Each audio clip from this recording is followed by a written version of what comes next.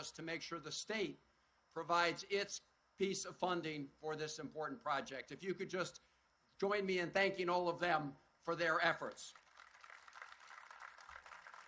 And to the men and women at Amtrak and the men and women at MARC who make the trains run, thank all of you for what you do every day for the millions of Americans who go through this tunnel and through this great city every day. Let's give them all a big round of applause. Thank all of you who are part of Team Amtrak and Team MARC, because what we're here to do today is talk about investments that are going to make those trains run faster, make those trains run more reliably, make those trains run more safely.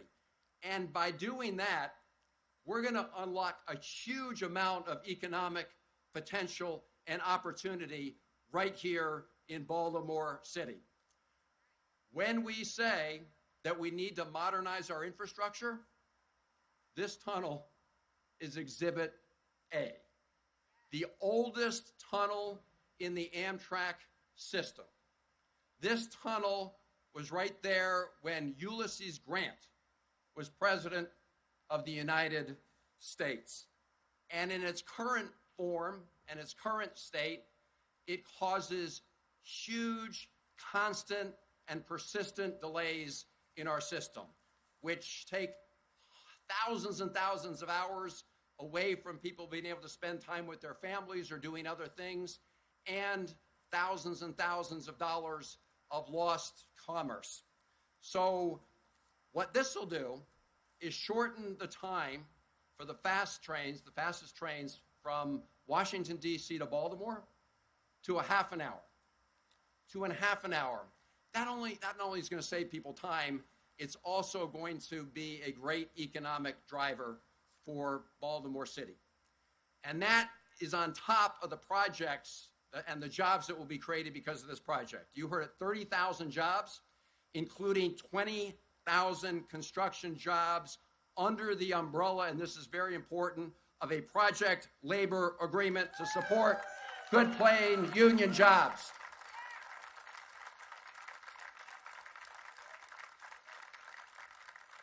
Many of us joined President Biden about a year ago in an ironworkers union where he announced that federal projects of significant size would all go through project labor agreements, and the president and his team are keeping their word. It is very fitting that this tunnel will be renamed in honor of Frederick Douglass. Born into slavery on Maryland's Eastern Shore, Douglass wrote in his autobiography, and I quote, "Going to Baltimore opened the gateway to all my subsequent prosperity." And of course, he ultimately took a train to freedom. Now I want to close with this point. This kind of announcement doesn't happen by accident. It doesn't just spontaneously erupt. It is the result of a determined strategy. And it's because of the passage of the Bipartisan Infrastructure Modernization Bill. And before President Biden was sworn in, we had a running joke in Washington that every week was Infrastructure Week. And it was a joke because everyone always talked about it, how we had to modernize infrastructure, but never actually did it.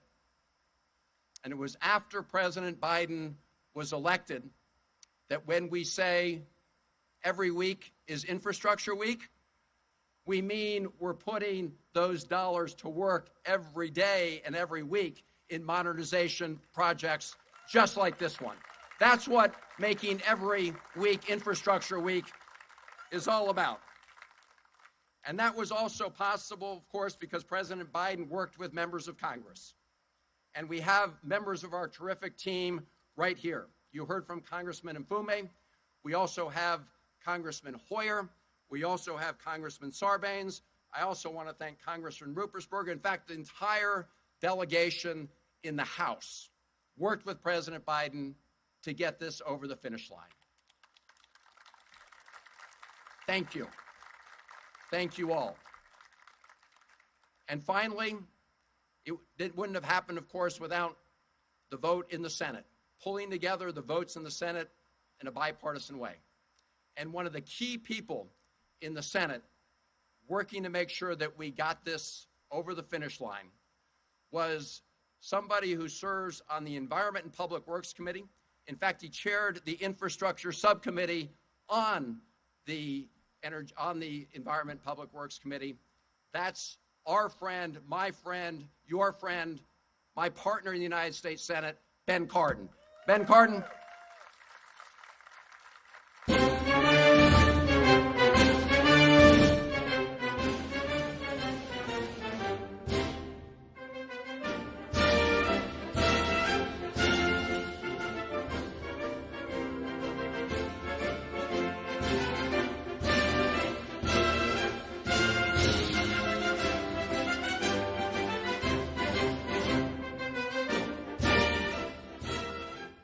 Hello, Baltimore. It's great to be here. President Biden's in the House. We welcome him back to Baltimore. I'd first want to just thank Senator Van Hollen and our entire congressional team. It's Team Maryland, and we work together as a team. You heard from Congressman Mfume. I know that we have Congressman Hoyer and Congressman Sarbanes that are here. This is Congressman Rupersberger. This is Team Maryland.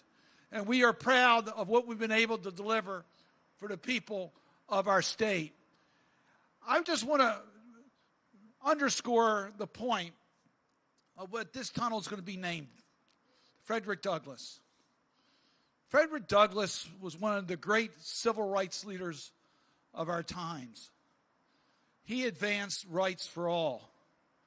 And it's very fitting because we wouldn't be here today celebrating this tunnel if it weren't for the leadership of President Biden and his insistence that in every major initiative that we've been able to do in the Congress of the United States under President Biden, equity has been a key feature of that legislation. He wants to leave no one behind. Sounds familiar? We have leadership in Maryland that will partner with President Biden under Governor Moore. Leave no one behind, include all communities. So yes, we made sure in the infrastructure bill that we protected the rights of our workers, of our organized labor. Thank you for what you've done to build America, and thank you for what you're continuing to do for our community.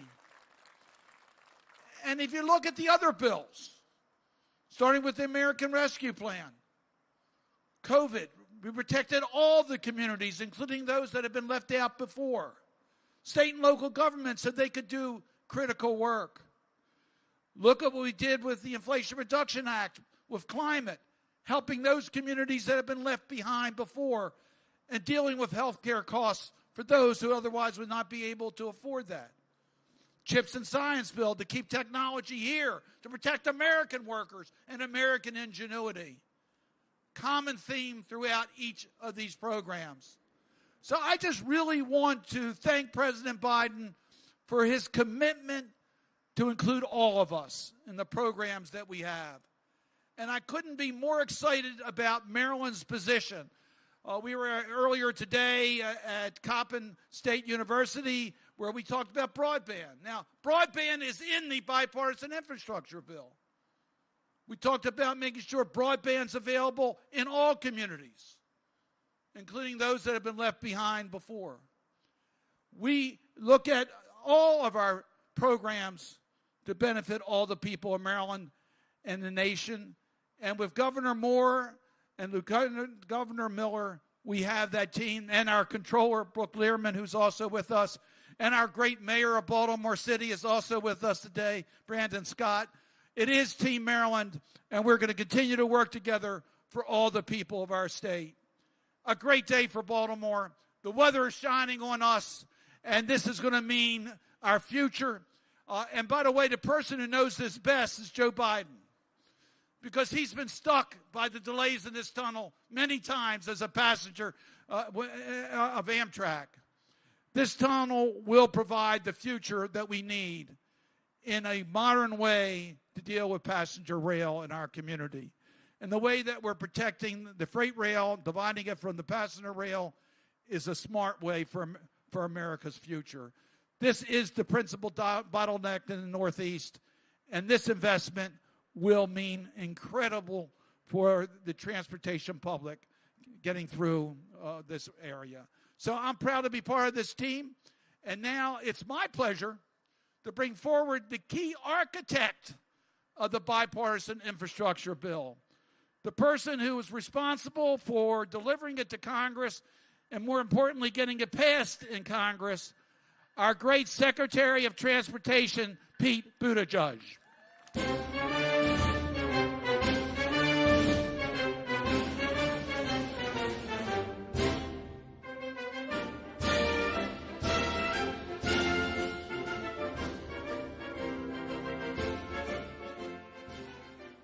I am so delighted to be here. Thank you, Senator Cardin.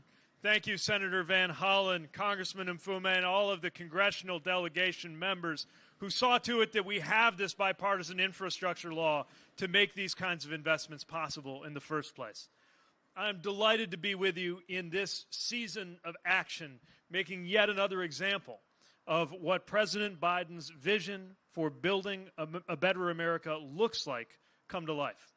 We are now well into the thousands when it comes to projects that we have announced across the country. They come in all sizes, but it's safe to say this is very much one of the big ones. And I couldn't be prouder to be part of the Biden-Harris administration that has delivered historic infrastructure funding after far too much talk in infrastructure weeks coming and going in Washington without result. These results come by way of partnership from so many who helped make this a reality. And I want to thank all of the leaders from the community, from the city, from the state, again, everyone in Congress who got us here, transportation agencies, and of course the building trades for all that goes into making today possible.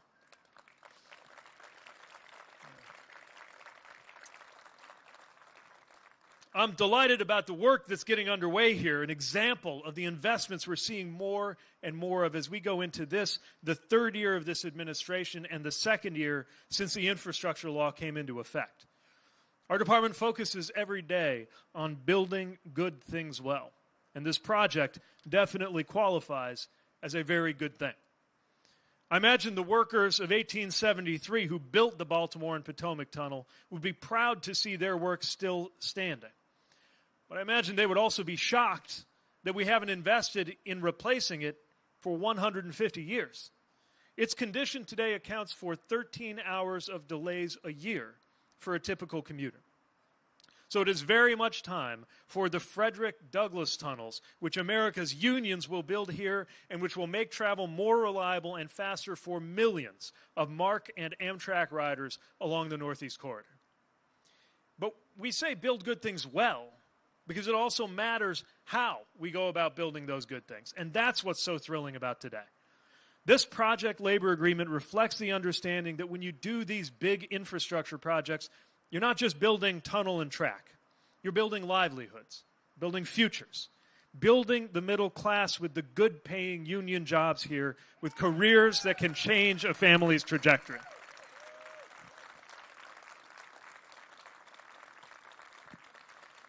And the unions that are here, they're going to be recruiting new workers across the Baltimore region with a focus on communities that haven't always gotten access to those good-paying jobs in America's past infrastructure investments. That's part of building good things well, too.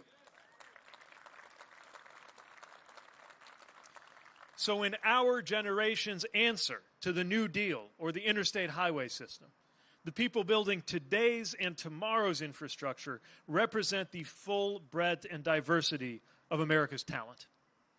This agreement is going to make a big difference in this region, just as the tunnels will. And it's going to be a template used by infrastructure projects we are delivering nationwide.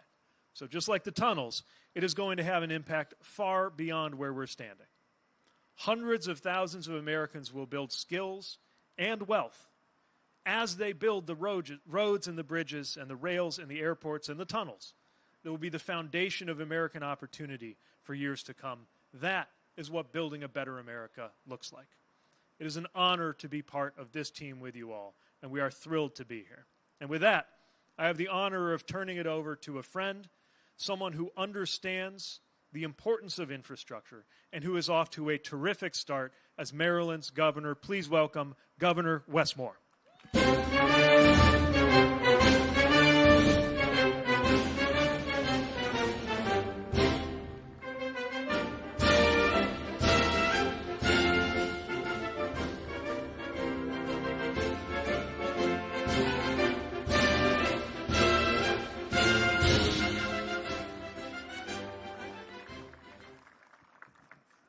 Good afternoon.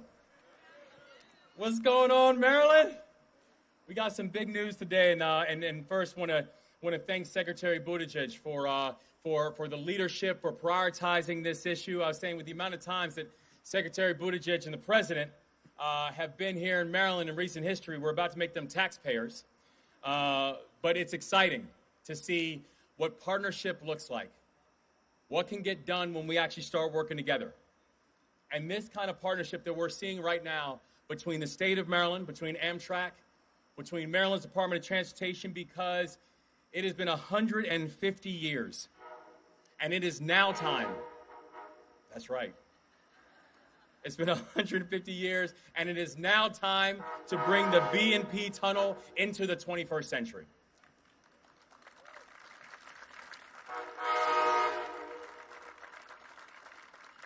I am incredibly grateful. I'm so thankful for mass transit and letting folks know and reminding people about what we're going to get done here.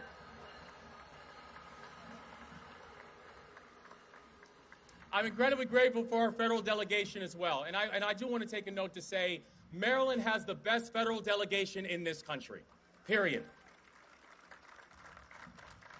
They are working tirelessly on our behalf. They are working in partnership, because they understand that the only way we are going to get this work done is if we get it done together.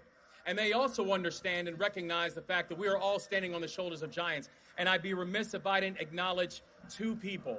One, Senator Barbara Mikulski, for the work that's been done historically on this issue. And the other is a mentor of mine, Elijah Cummings, who I know is smiling down right now as we speak and is saying, let's get these trains running. Because we know that in this state, in this time, we have no time to waste. That if you look at how the railway is even going to be renamed, going from the B&P Tunnel to the Frederick Douglass Tunnel, the reason that matters is this: that name was not given by accident. Because we're talking about an acknowledgement and a celebration of someone who believed that we don't have time to do right. That the time to do right is now. And the time to make this kind of investment is now. Throughout this entire campaign process, we talked about Maryland's ability to foster pathways for three different things for all Marylanders. It is work, wages, and wealth. And the thing that we know about the Frederick Douglass Tunnel, it will create pathways for all three. Create pathways where we know that construction on this tunnel alone will generate up to 30,000 jobs in the Baltimore region, 20,000 construction jobs alone, and we are talking about good, strong union jobs.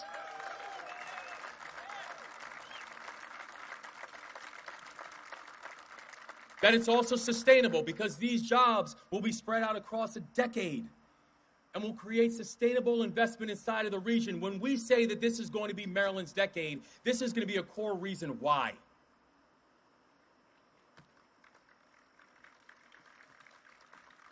That we know this is about bringing the possibility of high-speed rail capacity to the Northeast Corridor. That this is going to create and foster growth that's going to take place not just here, or from the BWI Thurgood Marshall Airport all the way to the Port of Baltimore. That this is an historic investment in Maryland's transportation infrastructure, and in this moment, Maryland is not going to miss this opportunity.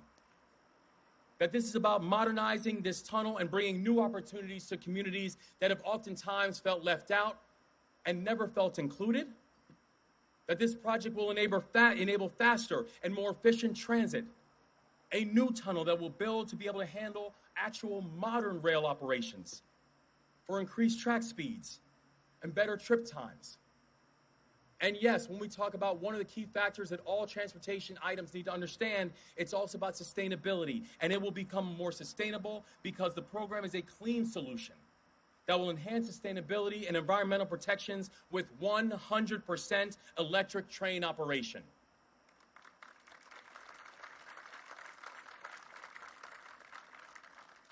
We're excited because the future's now, and the future's Maryland's.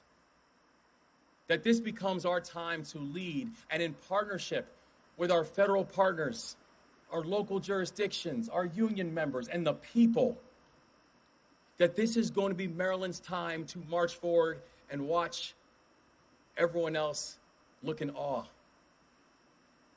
We are so grateful for the investment that this administration is making, and so thankful that President Biden is here to talk about and celebrate and announce this. Presence matters.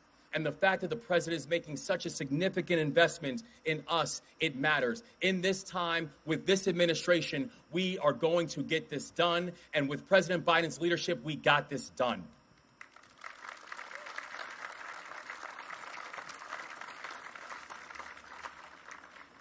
So we're so grateful for today. We're so grateful for the ability to invest in people, invest in communities. The Frederick Douglass Tunnel project stands as more evidence to our commitment to modernize transit, the utilization of mass transit, and making sure that it is benefiting people all throughout this state. We are building a Maryland where we leave no one behind. We are building a Maryland where we are going to be intentional about that. And we are so beyond grateful to have the president and this administration's help in fulfilling this mission. Maryland, it's our time. Maryland, this is our decade. And Maryland, this is going to be a key part of making that a distinct reality. God bless you all. And thank you so much for all your work in making this happen. Thank you. Thank you. Thanks all.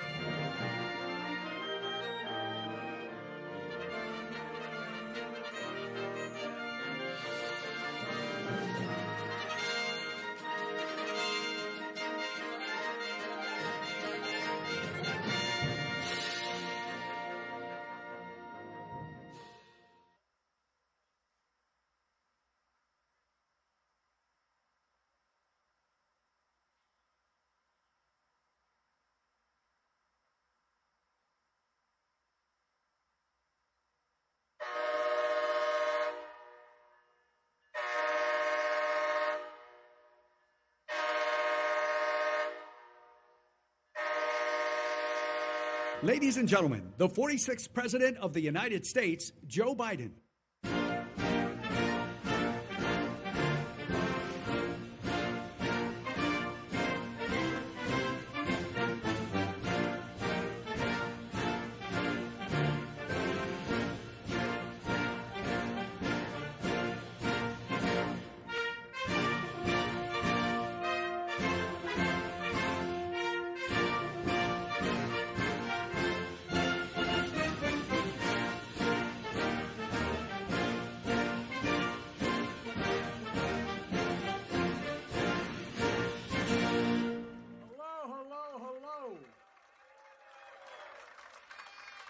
Anytime I see a train door open, I head for it. And by the way, I can say it now since I know there's different leadership. I used to about 15% of the time ride with the engineers, for real. And I'm the only guy that I'm aware of when I stopped riding Amtrak that had a key to get in the back. So you can tell your predecessor, he's gone. Look, hello, Baltimore. Is there any organized labor, any unions in the house? You're making a run, man. Well, Brandon Scott, thank you for the passport into this great city. And Governor Westmore, Lieutenant Governor Miller, I can't tell you how much I appreciate you being here, and all the money you committed to make this thing work as well. And two of my best buddies in the United States Congress, I think, no hyperbole, the two of the best United States senators I've ever served with, and I served there for 36 years in the Senate, Ben Cardin and Chris Van Hollen. Ben and Chris, thank you, thank you, thank you. And Kwesi and Fumi, I tell you what, when I get in real trouble, that's the guy I call. There you are, sitting right in front. You helped us get so much of this done, including the project we're here to celebrate. Thank you. You know, look, thanks to the members of the Maryland delegation and Congressman John Sarbanes. He and his dad and I talked a lot about Amtrak, spent a lot of time working on it. Dutch, you're still here, aren't you? I saw, there you go. Hey, Dutch, good to see you. As well as Steny Hoyer, probably one of the best leaders we've ever had. Steny, you're a hell of a guy. For real. I've kid Steny for years. He represents the western shore of Delaware. We call the Delmarva Peninsula. We get into it all at any rate. Steny, you're the best and one of the greatest champions this state has ever had, and an incredible majority leader, and continues to serve Maryland very well. You know, I mean this sincerely. I don't think there's a better delegation in the entire United States of America than the delegation here in Maryland, including your state legislatures as well.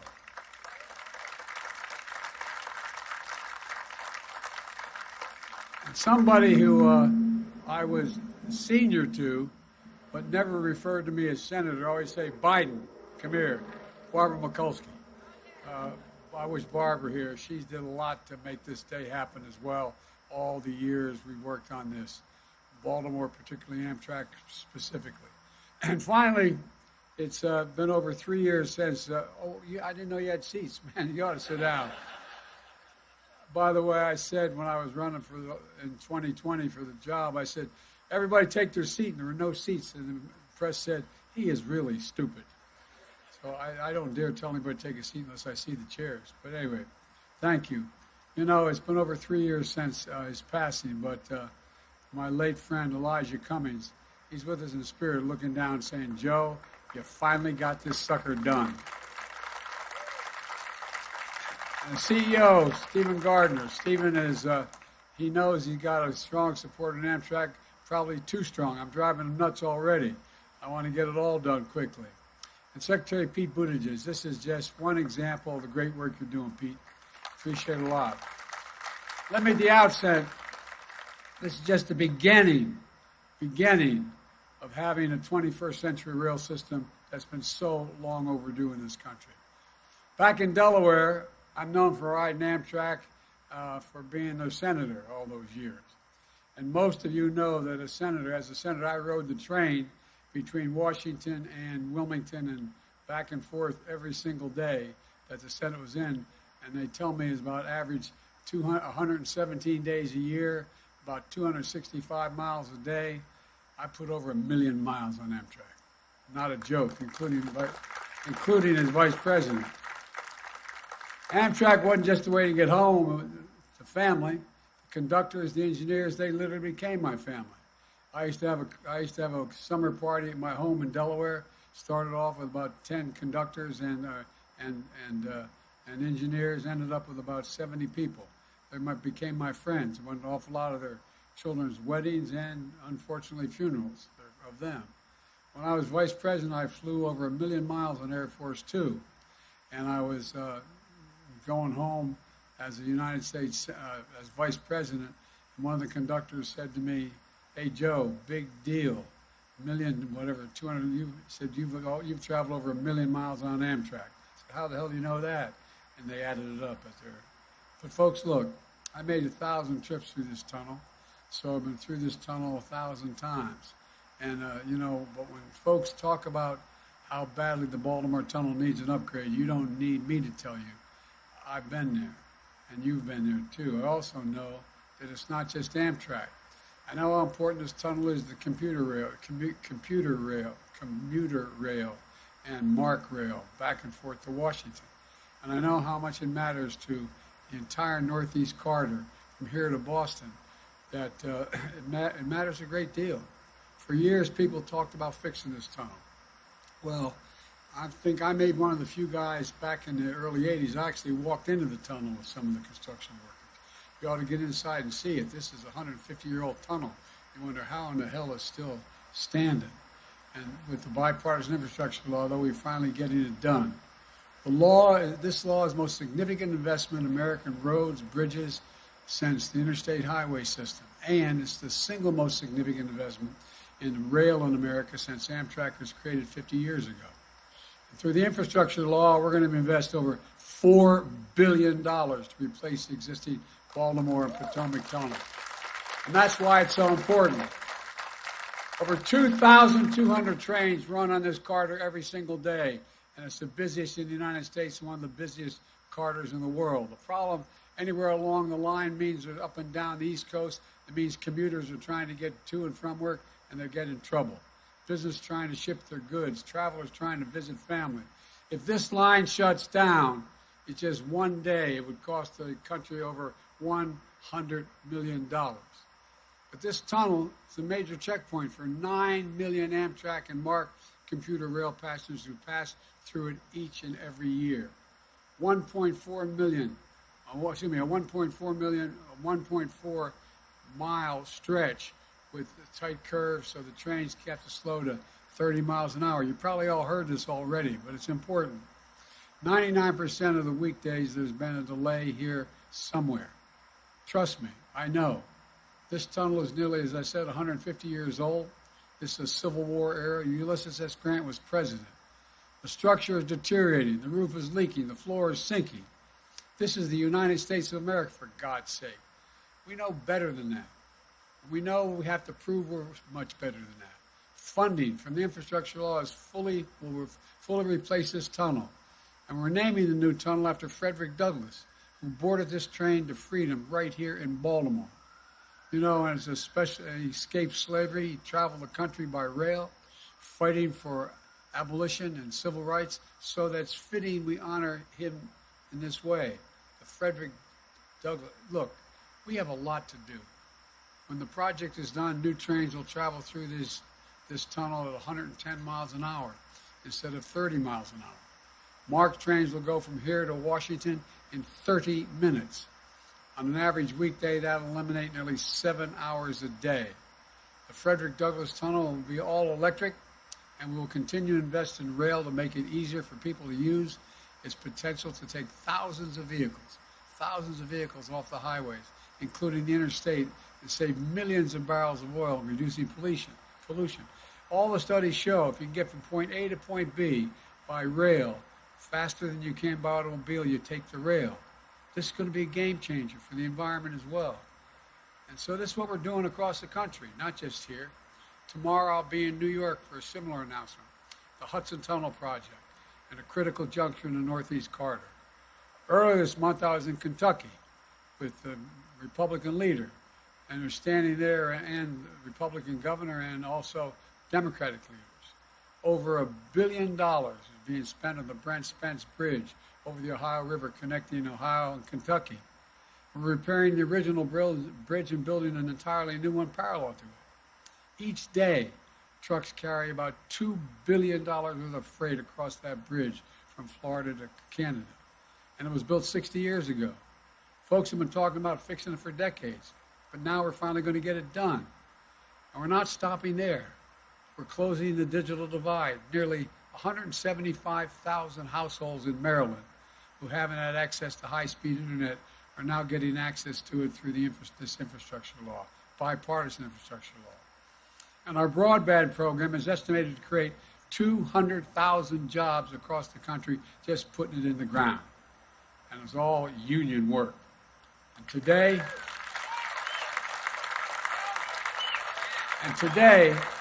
we're announcing a nearly $4 million grant to the great HBCU in Baltimore, Coppin State University, to buy new laptops to give students digital skills and training that they need to compete in today's workplace. The Army Corps of Engineers spends millions each year dredging to keep shipping channels clear of the Port of Baltimore and help bring larger ships and more cargo in and out of Maryland. Now, we're investing another $84 million in infrastructure law to take the dredged material and restore the mid-bay islands on the Chesapeake, a critical habitat for fish and shellfish and birds. And these islands are central to the fishing and tourist industry. There's a lot we're going to get done.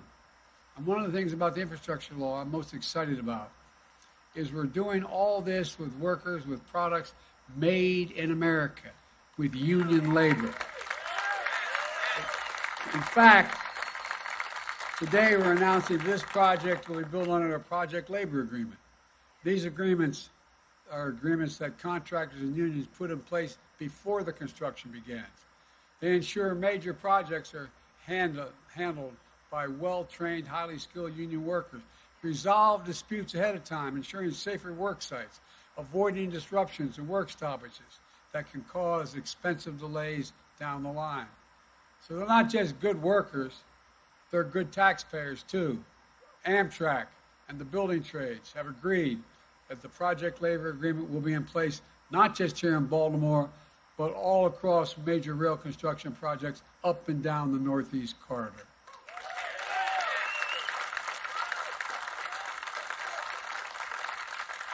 And the Baltimore Tunnel project will lead to 20,000 good-paying construction jobs. Laborers, electricians, carpenters, cement masons, ironworkers, operating engineers, and so much more. These are good jobs you can raise a family on. And most don't require a college degree, but they do require the equivalent of a college degree. You have to have 4 to 5 years of an apprenticeship. That's one of the reasons they're the best trained workers in the world. The best in the world. I've been saying that my whole career, and it's true. These are jobs for folks I used to think about as I took the train home at night, going through the stretches of suburban Maryland, suburban Baltimore, and look out the window, see the flickering lights on people's tables. Not a joke. Used to look at them and just wonder what their conversations were at their kitchen table, their dining room table. What were they thinking about after they put their kids to bed? Asking questions that are ordinary and profound. We're gonna have enough money left over, honey, at the end of the month, after we pay our bills, just have a little bit of breathing room. My dad used to say, Joey, a job's about a lot more than a paycheck. It's about your dignity. It's about respect. It's about being able to look your kid in the eye and say, honey, it's going to be, I mean this sincerely, it's going to be okay, and mean it. Well, that's what, folks, too many people have been left behind in the past. They're treated like they're invisible amid the economic upheaval of the past 4 decades. They remember the jobs that went away and wonder whether a path exists anymore for them to succeed. But I know we can forge a path of building an economy where no one's left behind, That's what this project and others like it across the country are all about. It's about making investments in America's cities, towns, heartlands, and rural America. It's about making things here in America again. It's about good jobs. It's about the dignity of work. It's about respect and self-worth. And it's about damn time we're doing it.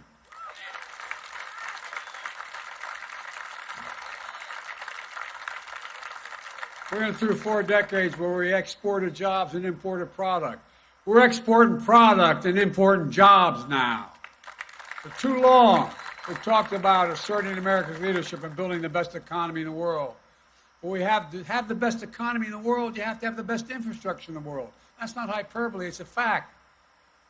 To get products to market, to create thousands of good-paying jobs. For most of the last century, we led the world by a significant margin because we invested in our people, we invested in ourselves, we invested in research and development. But along the way, we stopped. We used to rank number 1 in the world in research and development. Now we rank number 9. China used to rank number 8. Now it ranks number 2.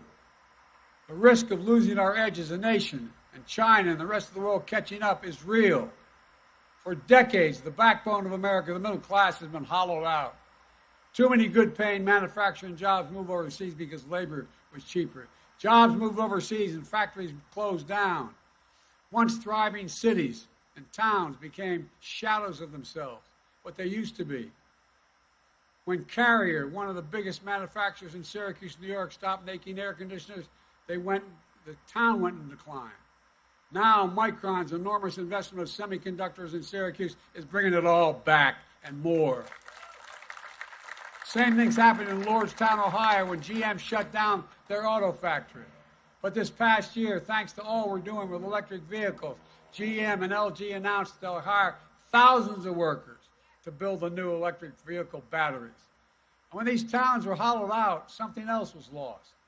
Their pride, their sense of self-esteem. Folks, these are the effects of the so-called trickle-down economics. The view from Park Avenue that says, when the wealthy do well, it will all trickle down to everybody else. Not in the family I was raised, it didn't work that way. But there's another one that I hold, that whole folks in Baltimore hold as well. Our folks in cities were born in Scranton, Pennsylvania, and grew up in Claremont, Delaware like I did. They view the backbone of America. They are the backbone. They're the people who get up every morning and go to work just to bust their necks trying to make an honest living. Look, folks, I've said it many times. Wall Street did not build this country. The middle class built this country. And unions built the middle class. That's a fact. I ran for president to build an economy from the bottom up and the middle out. To bring back good-paying jobs you could raise a family on, whether or not you went to college. To give working families a little more breathing room. To invest in ourselves again. To invest in America again. And that's what we've done. My first 2 years in office, we have 2 of the strongest years of economic growth and job growth in American history. We've created 11 million new jobs, including 750,000 manufacturing jobs, and we're just getting started. Where in God's name is it written that America can't lead the world in manufacturing again? I don't know where that's written. In addition, there's been major private investment, totaling nearly $300 billion in American manufacturing, including for semiconductors and small computer chips that power virtually everything in our lives, from cell phones to automobiles to artificial intelligence. You know, what a lot of people don't remember or don't know, we invented the computer chip in America. We invented it, and we made it more sophisticated. 30 years ago, America had more than 30% of the global chip production, worth tens of billions of dollars. But today, we produce only around 10% of the world's chips. Instead of the supply chain for these chips starting with us, it starts with countries you can't rely on. New automobiles need 3,000 of these chips just to be made.